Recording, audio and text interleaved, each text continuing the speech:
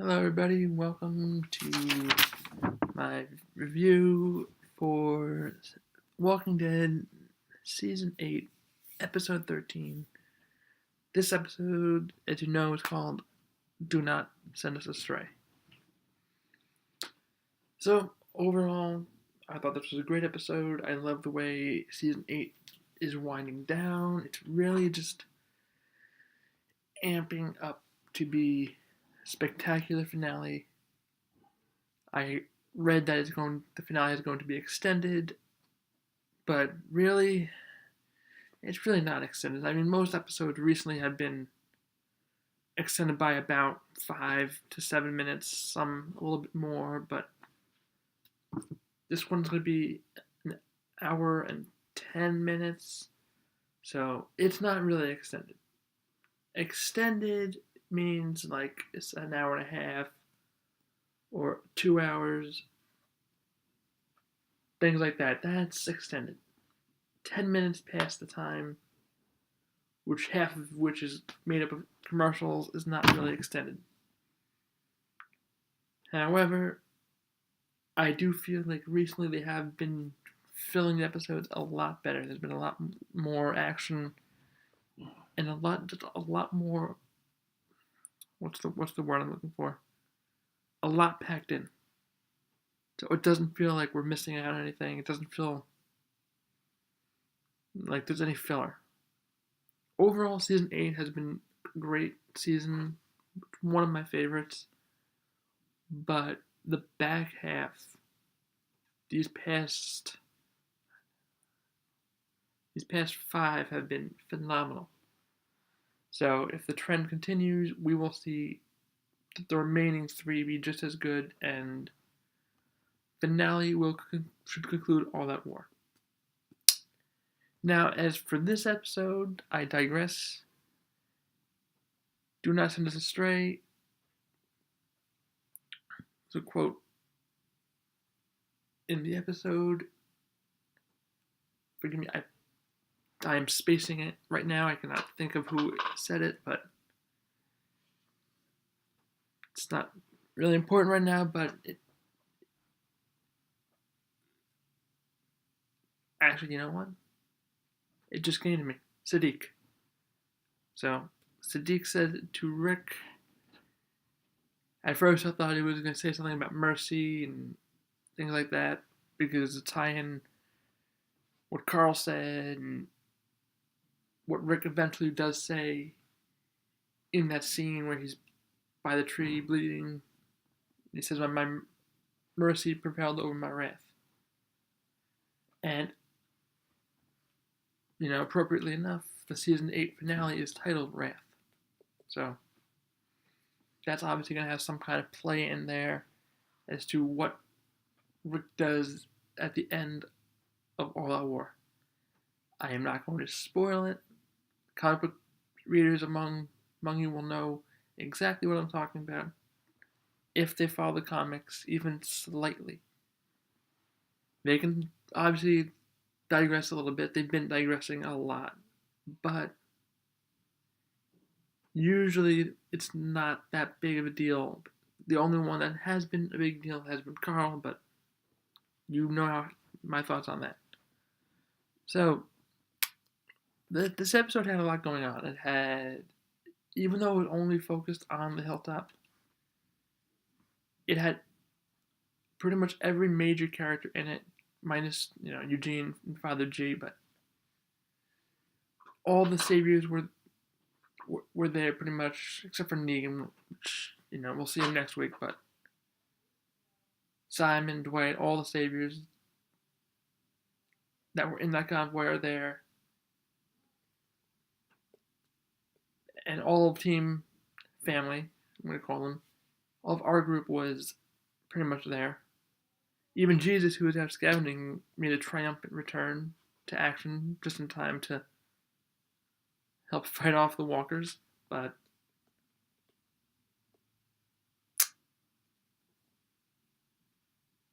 with that in mind, this episode was very good. It didn't seem rushed. It didn't seem forced or anything, but overall it was a solid episode. Solid episode. And I'm just gonna go over some of the points briefly for this episode, like I normally do. Morgan hallucinating Gavin. You know what it is. Just repeatedly saying you know what it is. I thought that was appropriate for Morgan. Any other character, I would have been like, come on, what is this? But Morgan, he's hallucinated in the past, seeing dead people's faces. So it's happened. So I'm not totally out of character there. I felt that was appropriate. The Saviors attack the hilltop, the spikes. We've seen those types of deterrents before, the spikes in the road.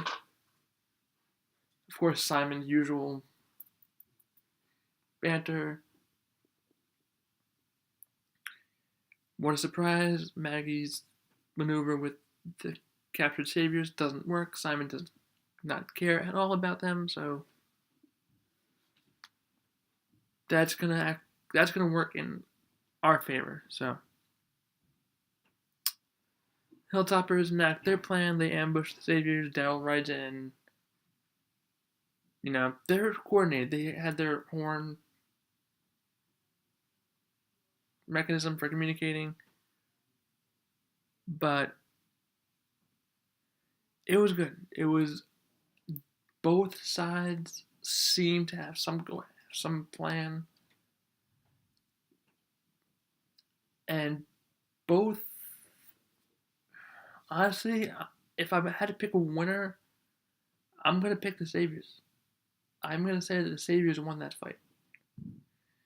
Yes, nobody really important died except for Tobin. He was the only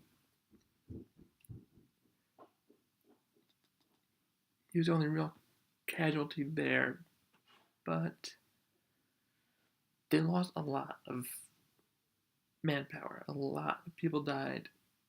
You saw the graves, when Maggie was saying that, talking about this is the cost. I forget the lady's name who she's talking to, but the one from Kingdom.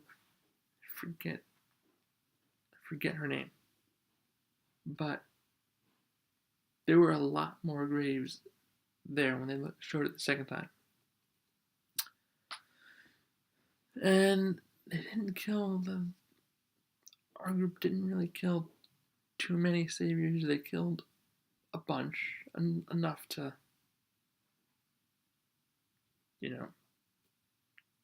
do some damage, but the Saviors accomplished their mission. Their mission was to get in, not necessarily take out anybody, but hit as many people as they could with the infected weapons, and then let basically the fate take over. And our team, their goal was simply to wipe out the Saviors, just take them out, trap them there, hopefully get Negan in the mix.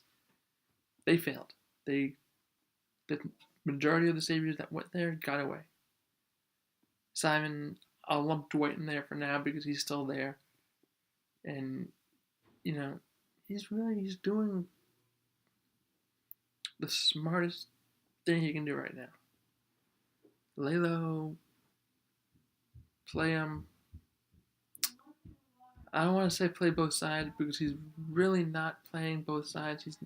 I've heard people say that they think, he's playing both sides to his own advantage, but he really isn't. He's full blown on Rick's side, but he's back to being the undercover guy with the Saviors. And he can't do anything out of character to tip anybody off. Eugene already knows he has to toe the line, basically. But what he does in this episode, hopefully you picked up on it. I will go over it shortly. But subtle but important. So Savior's plan works. Like I said, people start turning. Tobin. It sucked. It sucked to see Tobin go. Not gonna lie, he was, as background characters go, he was one of the best. In recent seasons, he's probably been my favorite background character. But I agree with the decision because the person who gets infected and turns from the Savior's weapons, it really had to be somebody. They really had to throw somebody somewhat important in there. They're not going to make it Rick or Daryl or anybody in the core group, but it had to be somebody who we cared about. And from what I gather, a lot of people did care about Tobin. A lot of people were invested in him. He was this strong character for a background character. Even though half the time he appeared, he appeared like he was ready to throw down like fisticuffs and whatnot. But he took a lot. He took bullets in the season premiere of the season. He was a team player. He did what needed to get done, and he helped people. So this goes after you, Tobin. This is a tough one to lose him. I would have rather lost Jared, that idiot. Keeps on living. Anyway, so that Tobin. Okay, now here's Dwight. Actually, yeah, Dwight. Dwight and Simon come upon Tara. Simon was gonna go and take her out unless you want her. Dwight takes her, but if you didn't notice, he took an arrow, a bolt that was not tainted. He shot her. He really only grazed her. He really didn't do much damage to her, which is good because it shows in that moment you're like, what the heck? He shot me. But upon them realizing it later, Tara realizes and will realize that she's not going to turn like the rest of them, and he probably didn't have the guts on that bolt. And she realized a little bit in this episode, finally, that, okay, Dwight's not trying to kill him. Dwight wants them to win. Because if he was going to kill her, he would have flat out killed her. Like, even though he was aiming for Daryl when he killed Denise, there was not that big of a difference in their location. He wanted somebody dead there, somebody died. He has good enough aim where he can hit the target where he wants to most of the time. But with Tara, he clearly wasn't trying to kill her. Yeah, I think they realized that at that point. By the end of the episode, they realized that. The Saviors flee after somehow our group can't hit any of them. Even though the Saviors are being idiots and walking out in the open. Now, almost the entire group is able to escape the hilltop, which is complete nonsense.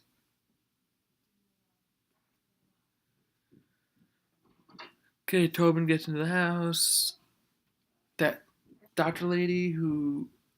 This show really has a problem with doctors. They keep getting rid of doctors.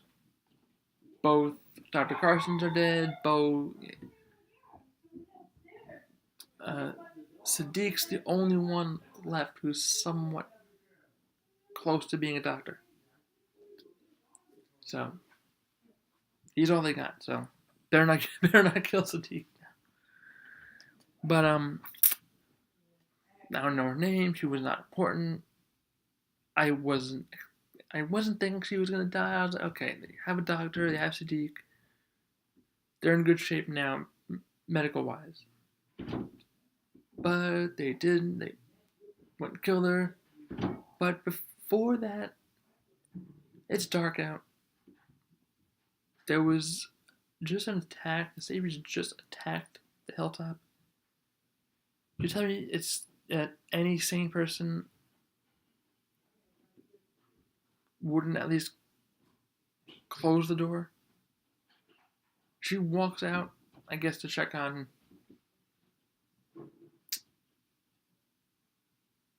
the prison. Not the prisoner. Wow. Moment. The people in the infirmary, and she leaves the door open. Like, come on. I mean, yes, I know some turned in the house, but they could have limited the damage at least. You don't, in that situation, I know it's a show, I know there's going to be like blah, blah, blah, but I know it's really for the reason of adding that horror element to it and just giving some action, but come on. I'm not going to say that would have happened in any situation. Nobody would in the right mind leave the door open like that at that point, in that type of situation. So they put the walkers down. Carol has to put Tobin down. Tough moment. Some nice walker kills. Jesus and Michonne combine for a really nice one. Jesus kicks, pins it to the wall, and then Michonne takes it out. And then they realize, because Rick said that Negan had Lucille dipped in guts, and that this is helping Rick to realize, oh wait, that wasn't just, he didn't just come across walkers, that was intentional. And they realized what happened. They realized that the Saviors had their weapons contaminated somehow, and that's what happened. So the Saviors played their trump card. Now our group knows about that, so they're going to be on the guard. Let me tell you, they turned fast. Like, I remember it took Jim days in season 1 to turn. I mean, I guess every situation is different, but it took him days to even succumb to the fever. These people just died right away. I know it's to serve the story, but they just died right away. All of them. But I'm not going to harp too much on that. It's a show about zombies, for crying out loud. So, dang it, Henry. This kid takes a gun and goes and starts threatening the Saviors. He unlocks the gate. They get out. I mean, either they might have gotten out anyway, or because they would have started to turn regardless. But and Jared got away. We don't know where Gregory ran to. He almost stopped and had a nice human moment to go back for the kid. To go back for Henry, but no, he just kept running. Just like the coward he is, just keeps running. So a good amount of Saviors just flee, is run. But I don't know his name, but the nice one who's actually legitimately trying to help. But he stayed along with a bunch of others trying to close the gate. So it seems like he's on their side. That's what I'm going with at this point. He seems like a nice guy, and he realized they don't value us. Why should we go back to them? They basically just got left behind. So they're going to help Rick's group as best they can. Rick's group is not necessarily going to trust them right away, but it's a good step that they could have ran, but they didn't. Obviously, they don't want to go back to the Saviors, Okay, the group realizes why people were turning like the way they were. Tara finally basically understands that Dwight wants to help them out. That's about it. They can't find Henry. You don't know where he is. My bet is he got taken by the Saviors that ran, or he's a walker. Or they're just going to find him. Either A or B. He's either taken by the Saviors or he's a walker. One of those two. Gregory probably ran. He probably ran to the Saviors. That would be my guess. And from his perspective, he's being held prisoner in his own place. Yes, he's a lying, cowardly snake in the grass, but he's being lumped in with the Saviors. So he's probably ran. Probably just left Hilltop altogether. But okay, this is pretty much gonna wrap up this video. My Walker kill of the week, tied between Tobin and Judas's and Michonne's combo kill, kick sword kill. Top 5 moments. 5. People are starting to turn after being infected. 4. Saviors escape, but some stay and help. That moment with Henry, Gregory trying to get the gun, Jared eventually overpowering him and taking the gun. That moment. 3. Big Carl having to put Tobin down. 2. The Savior's plan working with the infected weapons. And 1. Dwight shooting Tara with a non-tainted crossbow bolt. Overall, I'm going to give this episode a perfect 10 out of 10. I thoroughly enjoyed it, as I have been thoroughly enjoying the recent episodes, especially. Cannot wait 3 episodes to go before this season ends. But as you all know, we go right into Fear, literally back to back, so we're covered. And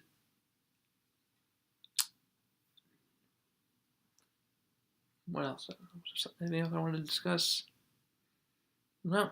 Looking forward to another great episode next Sunday. And yeah, I did not catch the terror. I saw the very beginning of it, but I might just check it out. I'm not sure if I'm going to review it or not, but I might consider checking it out soon. I wish it was on a different night than The Walking Dead, but